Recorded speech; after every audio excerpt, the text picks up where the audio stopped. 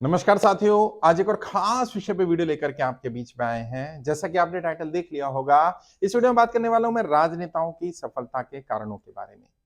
वैसे तो साथियों, राजनेताओं की सफलता के पीछे बहुत सारे कारण होते हैं, लेकिन यहाँ पे 2-3 कारणों के बारे में बात करना चाहता हूँ। यदि कोई भी ऐसा व्यक्ति जो राजनीति में सफल होना चाहता है, यदि वो जानना चाहता है कि सफलता के पीछे के कारण क्या हैं, तो उसे इन 2-3 पैरामीटर पर जरूर फोकस करना चाहिए। सबसे पहली चीज है, बिना संसाधनों के आज की डेट में राजनीति में सफलता संभव नहीं है। जी हां, इस बात को गांठ बांध लीजिए। यदि आप वाकई राजनीति में सफल होना चाहते हैं, जो भी वो लोग राजनीति में सफल हुए, उन्होंने अपने संसाधन लगाए। हाँ, हो सकता है कि शुरुआत में आप अपने संसाधन लगाएं और बाद में लोग आपके साथ जुड़ जाएं, लेकिन क्राउड फंडिंग के लिए, लोगों को जोड़ने के लिए, अपनी फेस वैल्यू लोगों तक पहुंचाने के लिए आप फील्ड में हैं, आप सफल हो सकते हैं, आप कुछ कर सकते हैं, ये बताने के लिए भी संसाधन चाहिए। राजनेताओं की सफलता के पीछे एक बड़ा कारण उनके संसाधनों का होता है। और जब जब चुनाव लड़ा जाता है, फ्रंटल पॉलिटिक्स में तो संसाधन ही सबसे ज्यादा महत्वपूर्ण हो जाते हैं।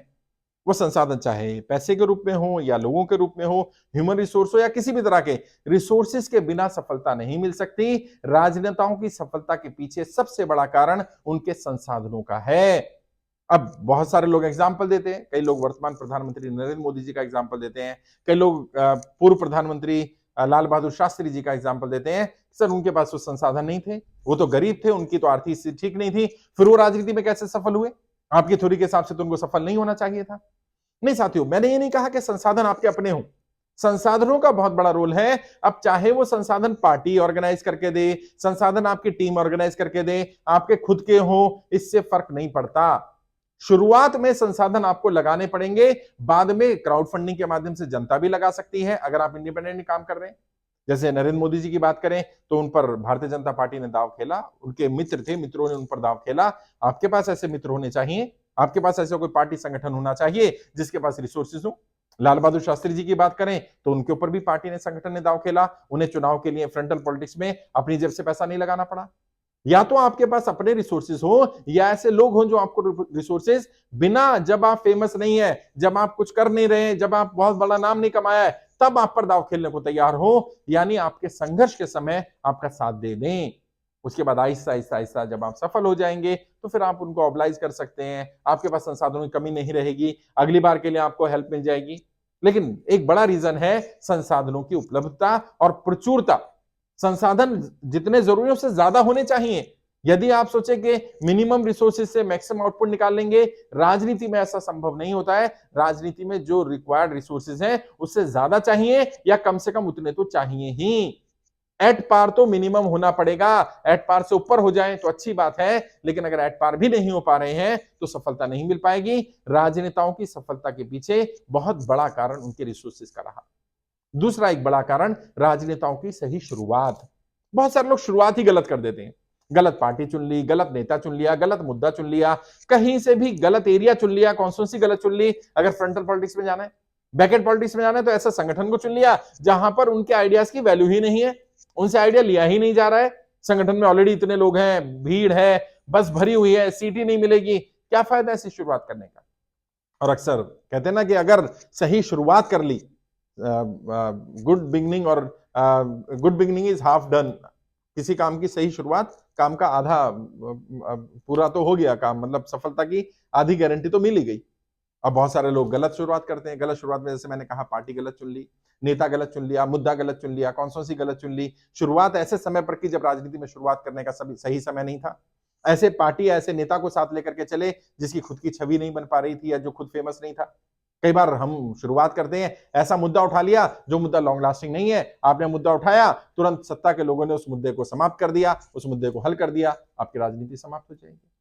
आपने शुरुआत सही करनी है, और राजनीति में सही शुरुआत कैसे करनी होती है ये कोई भी नहीं सिखाता।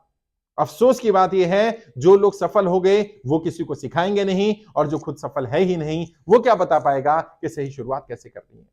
ऐसे समय पर आपको किसी गाइड, किसी मेंटर, किसी एडवाइजर, किसी ऐसे व्यक्ति की जरूरत होती है जो आपको सही सलाह दे। और यही तीसरा बड़ा रीजन है राजनेताओं की सफलता का। और अक्सर राजनेता नहीं बताते वो किससे सलाह ले रहे हैं। राजनेता नहीं बताते उनका रोड मैप कौन बना रहा है, राजनेता नहीं बताते उनका एडवाइजर कौन है, राजनेता नहीं बताते कि एक्चुअल में उनकी जो परफॉर्मेंस है उस परफॉर्मेंस को इस लेवल तक पहुंचाने वाला कौन है। मैं भी बहुत सारे पॉलिटिशियंस के लिए, बहुत सारे नेताओं के लिए, बहुत सारे लीडर्स के लिए, अलग पार्टी के लिए अलग अलग स्तर पर काम कर चुका हूं। जब उनकी एडवाइजरी में रहा, जब मैं उनके लिए काम कर रहा था, तब हमारा एक म्यूचुअल अंडरस्टैंडिंग होती है कि हम उन नेता का नाम नहीं लेंगे और बहुत बार मैक्सिमम समय वो नेता भी नहीं बताना चाहते कि हमने काम किया। कुछ गिने चुने 2-4 नेता रहे, 2-4 एमएलए रहे जिन्होंने पब्लिकली ये बात बताई और अपने कार्यकर्ताओं से भी मिलवाया और बाकी सबको भी बताया कि इनके कारण हमें सफलता मिली, या ये लोग हैं जिनसे मैं सलाह लेता हूं, जिनसे मैं एडवाइस लेता हूं, या ये लोग मेरी सफलता के कारण हैं। ज्यादातर राजनेता नहीं बताते और ज्यादातर राजनेताओं को हम भी रिकमेंड करते हैं, ऐसे एक्सपर्ट भी रिकमेंड करते हैं कि वो कभी ना बताएं कि उनके पीछे किसका हाथ है, किसकी सलाह से वो आगे बढ़ रहे हैं, कौन है जो उनका एडवाइजर है, उनका गॉडफादर कौन है जिससे वो एक्चुअल में सलाह लेते हैं। ये सलाहकार जो होते हैं, जो एडवाइजर्स होते हैं, जो पॉलिटिकल गाइड होते हैं, मेंटर्स होते हैं, ट्रेनर्स होते हैं, गॉडफादर होते हैं, जनरली इनको छुपा कर रखा जाता है। तो लोगों को क्या लगता है? लोगों को लगता है प्रोफेशनल एडवाइस नहीं ले रहा होगा, पार्टी का कोई सीनियर नेता होगा जो उनको सलाह दे रहा होगा। जबकि राजनेताओं की सफलता के पीछे एक बहुत बड़ा कारण सही रणनीतिकार का है। और रणनीति क्या है, या सही रणनीतिकार का रोल क्या होता है? ऐसा नहीं है कि सही रणनीतिकार किसी फेल होने वाले व्यक्ति को टॉप करा देगा। सही रणनीतिकार मिला तो आपकी बिल्कुल परफॉर्मेंस नहीं है, रिसोर्स नहीं है, कुछ नहीं है और आप सफल हो जाएंगे। नहीं, ऐसा नहीं होता है। लेकिन सही रणनीतिकार क्या करता है? किस समय पर कौन सी रणनीति बेहतर रहेगी, जब रिसोर्सेज कम पड़ जाएंगे तो क्या होगा, जब एडवर्स कंडीशन होगी तब क्या होगा, हमारी फेवर में वोट नहीं मिल रहे हैं, सपोर्ट नहीं मिल रहा है, हमारे बूथ की टीम नहीं बन पा रही है, हमारा प्रचार नहीं हो पा रहा है, हमारे बारे में लोगों तक बात नहीं हो पा रही है, हम चर्चा के केंद्र में नहीं बन पा रहे हैं। अब क्या? ऐसे समय में रोल आता है सही एडवाइजर का, सही पॉलिटिकल ट्रेनर का, सही मेंटर का, ऐसा व्यक्ति जो हमारा गॉडफादर हो और जो हमें स्वेच्छा से गाइड करने को तैयार हो, जो ईमानदारी से हमारा मार्गदर्शन करे। राजनेताओं की सफलता के पीछे एक बहुत बड़ा कारण इनका रहा है। और आपने सुना भी होगा, कई लोगों के तो नाम पब्लिक डोमेन में आ गए, जो लोग किसी बड़े नेता के पॉलिटिकल एडवाइजर रहे, बहुत सारों के नहीं आए। आज वर्तमान में जितने भी सांसद विधायक हैं, वो किसी ना किसी से सलाह लेते हैं, किसी ना किसी से अपना रोड मैप बनवाते हैं, कोई ना कोई है जो उनका पॉलिटिकल गॉडफादर है, पॉलिटिकल मेंटर है, एडवाइजर है। पता नहीं चलता है, बताते नहीं है, क्योंकि हथियार को छुपा कर रखा जाता है। अगर हथियार एक्सपोज कर दिया गया तो फिर उसकी वैल्यू कम हो जाती है। राजनेताओं की सफलता के पीछे इनके अलावा भी बहुत सारे कारण हैं।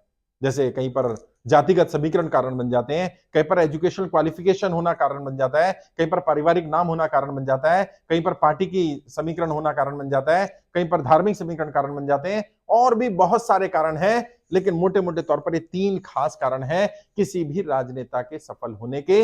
यदि आप राजनेता को देखें, वो सफल है, सफलता मेंटेन किए हुए है, तो ये 3 तो होंगे ही। इस 3 के अलावा और बहुत सारे हो सकते हैं, लेकिन ये 3 मेन कारण हैं, आधार हैं राजनीति में सफलता प्राप्त करने के, किसी भी राजनेता के सफल होने के। तो मैंने कोशिश की इस वीडियो में बताने की आपको कि राजनेता सफल होते हैं तो उनके सफलता के पीछे क्या कारण होते हैं। आप भी देखिए अपने आसपास जिन एमएलए को, एमपी को आप जानते हो, उनको देखिए उनकी सफलता के पीछे कारण क्या है। कोई ना कोई एडवाइजर मिलेगा, उनके पास रिसोर्सेज होंगे, उन्होंने कोई मुद्दा ऐसा इकट्ठा किया होगा, शुरुआत सही की होगी, पार्टी सही चुनी होगी, संगठन सही चुना होगा, टीम सही चुनी होगी, तभी वो सफल हो पाए हैं, वरना वो सफल नहीं हो पाते। और कब तक? निरंतर जीवन भर इन मुद्दों को, इन चीजों को साथ लेकर के चलना, सही शुरुआत करने के बाद सही ट्रैक पर रहना। वरना कहावत है ना, लम्हों ने खता की थी और सदियों ने सजा पाई। कई बार ऐसा हो जाता है कि थोड़ी देर में कुछ गलती हो जाती है और आगे की पूरी राजनीति समाप्त हो जाती है। फिर भी किसी को कोई डाउट है, कुछ पूछना चाहें, किसी और टॉपिक वीडियो चाहिए हो, तो वीडियो के कमेंट बॉक्स में जरूर लिखिएगा, मैं उस टॉपिक पर वीडियो भी बनाऊंगा। मुझसे बात करना चाहे तो वीडियो के डिस्क्रिप्शन में मेरा फोन नंबर मिल जाएगा, 2-4-5 मिनट बात करो, डायरेक्ट बात कर सकते हैं, मैं गाइड करूंगा आपको।